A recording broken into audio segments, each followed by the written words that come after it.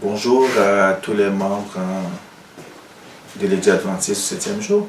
Donc, il y a un mois à peu près, on avait posté une vidéo sur YouTube par rapport à un transgenre qui est ancien et qui est aussi moniteur à l'école du sabbat à l'église d'Holyrood. Donc, on avait envoyé une lettre à la conférence générale. Donc, aujourd'hui, on fait un suivi. On a reçu une réponse de la conférence générale. Donc là, je suis là en ce moment pour vous faire une lecture de la lettre qui nous a été retournée par la conférence générale. Donc, en gros, ça se lit ainsi. Donc, cher frère Lubin, merci pour votre lettre récente dans laquelle vous avez démontré votre fort engagement à la cause de Dieu et avez décrit des choses arrivant dans une église adventiste du 7e jour que vous trouvez démoralisant. Vu qu'il est en ce moment absent, Pasteur Wilson a demandé que je vous réponde en son nom. Sachez que la situation que vous avez décrite est un sujet dont la conférence générale et la division nord-américaine sont entièrement informées.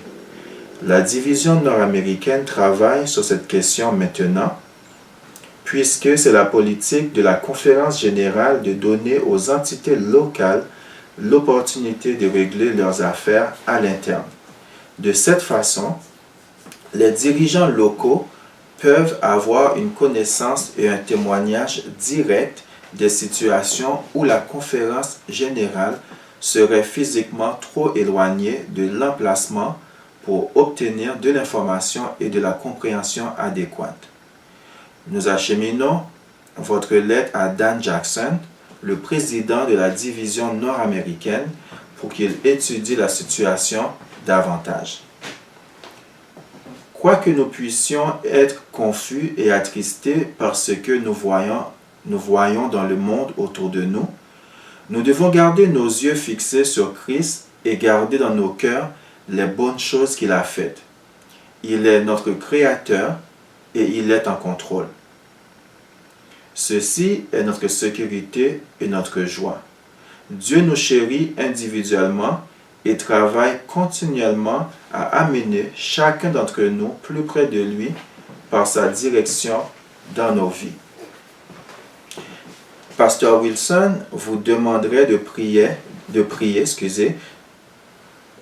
pour que Dieu accorde sa sagesse aux dirigeants d'Église partout dans le monde, tandis que ceux-ci s'occupent de différentes situations, et spécialement durant ces temps difficiles.